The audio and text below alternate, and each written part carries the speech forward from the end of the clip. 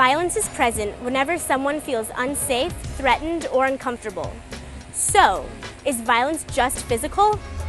We want to know what you think, so we sent our Teens in Action reporters around the city to ask teens if they can recognize the different forms of violence.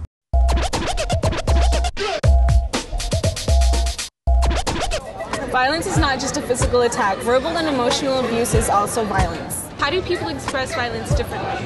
When it's just like not physical and it's, verbal or, like emotional. Like some people will hit someone or they will like threaten them. I don't know, I socked the wall.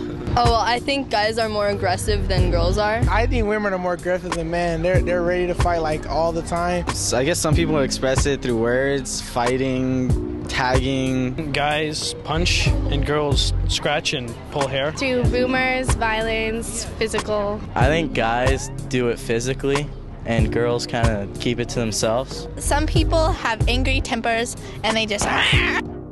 What do you think is worse, physical violence or emotional violence? Both.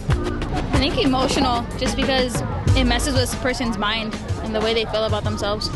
Emotional is worse because it can stay inside of you and then you can just explode and do something stupid. I think emotional is because if it grows up inside, you'll hit something that you don't even know.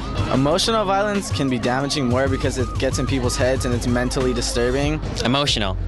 Definitely emotional, because a bruise can heal, but it takes a lot more to mend someone's heart. Emotional. Emotional. When is violence acceptable and why?